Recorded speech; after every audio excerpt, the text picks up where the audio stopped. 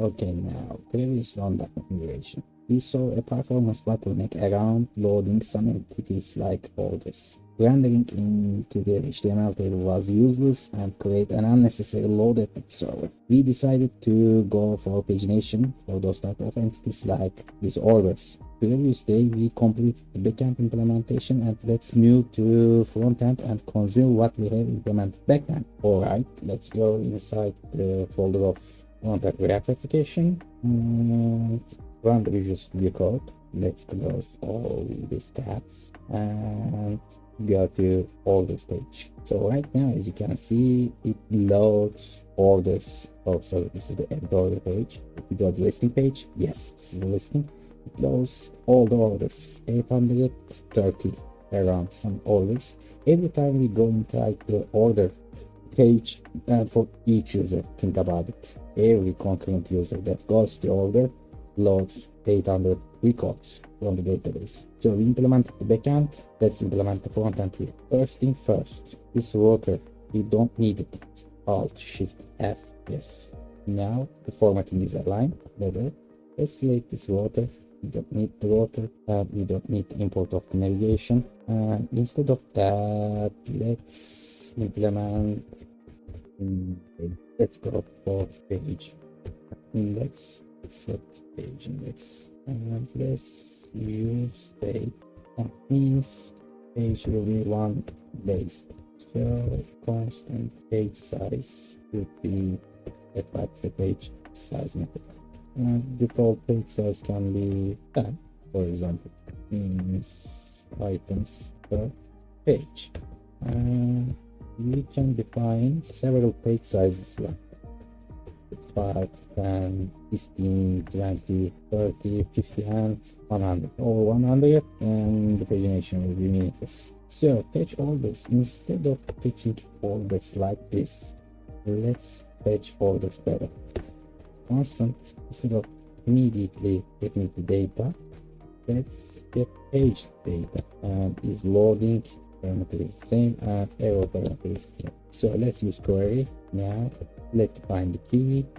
This will be orders, and the triggers will be page index change and page size change. Query function will be async delegate, and in this delegate we can take our skip values like page index -1 multiplied by page size will be automatically calculated from our page index and page size. The constant take can be, I mean, this is skip means I'm just reminding the variables we will use in service.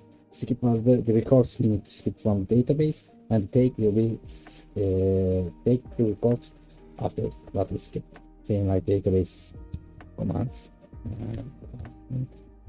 Result will be, let's await and tell Axios to get a total count. Let's don't try to remember everything, just go back to the API and let's run the API. Let's copy this into a new function for PowerShell. Go here, go backwards and go to API dotnet run. I mean, this is React, this is API. So let's go to this address with Swagger index. Inside here below you can see all the types. Yeah, all the page lists are the same, but let's go for the order page list. I mean, items, item count, total count. So after total count we can go for the items. Let's go for the items. Total count was a number. After the total count we go for the items. Items can be anything but an array. Page count should be a number. Page index is another number. Is last page is a boolean. That's it. Type is set. I mean, this is the order page type. Sorry, order page list type. With total count, items, page count, page index, and is it last page or not. So where do we call it? We can call HTTP. Let's go back and get this one and paste here localhost 5205/order/skip. Skip will be parameter skip and /take. I mean, I am following the same principle here. We we can query orders like order slash skip slash take. So here I am following the same principle, skip slash take and $sign take. So our URL string is ready, and when we get results, we can return the rest of data. That's it. We can now delete the fetch orders. Now this is our new fetch order with pagination capability. Let's move on below here. After the rendering started, we can now define our items, page count, total count, and page data here. So we can use in the user interface too. So we can say constant items orders is last page.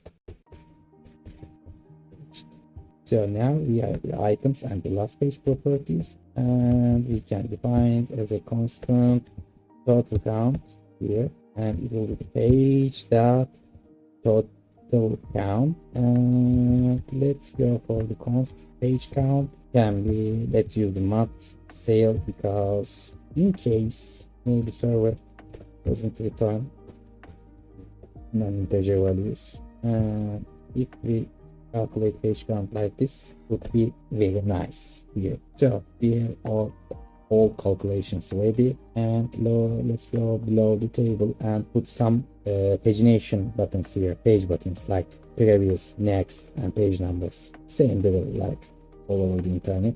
So we can call them Pagination Controls. Let's comment them out. For the Pagination Controls, we can use a div with class name flex wrap, because I will wrap it if the numbers exceeds the width of the screen. It will overflow the screen and go below line. So use a wrapped layout for representing the buttons of pagination. Items will be centered and margin will be 2. Now our div is ready, and inside the div I want to also declare a page size selector. Here it is. So in this page size selector, let's create a nice div with page size and a page size selection. Flex item center, like this, and inside it first we will put a label for page size and class right margin 1 pixel, and width can be 20 pixels, and inside it we can write page size like this. And near the page size, let's put an actual drop down with select. Let's put the ID of page size, let's put a value of page size, and on change event let's put a delegate with event arguments, and in this delegate set page size to the event target, target value, pass it to the number, and set page index 1, and give a border, maybe it will show better, and just one padding on the x-axis. Yeah, the select is completed. Right now we need the options. In the top corner here we defined already the page sizes 5, 10, 15, 20, etc. 100. So we can use this array, and to use this array, let's use this JavaScript map. Page sizes map to each size to a delegate. We will put an option with key size and with the value size again, and inside we can write size. I think that's it. Now we can go add an actual pagination buttons. First button will be the previous button, because it will stand like previous, page numbers, next. On click you can put a delegate like set page index. It's very straightforward. And max, it's either 1 or I-1. So because the index is 0, but in the screen we will show 1 based index to the user, so -1 comes from that. And if we are no more got back, we can disable this button when the page index equals to 1. Let's put a class with view padding, bordered, rounded. So what can we give? When disabled, the opacity would be 50%, so it will look 50% transparent and grayed out. We can write pref means previous. So let's put page buttons. I mean, let's differentiate like this. Page buttons. How do we declare the page buttons? I mean, we need to also map as an array from length will be the page count. For each page, we will create a button with an ID like this and create this method. Constantly pages idx. Idx is the value that we iterate here. So as you can see, now we are adding the index +1. So the page numbers will be 1 based index. So next we return a button number in it. Let's put a key, which is the page.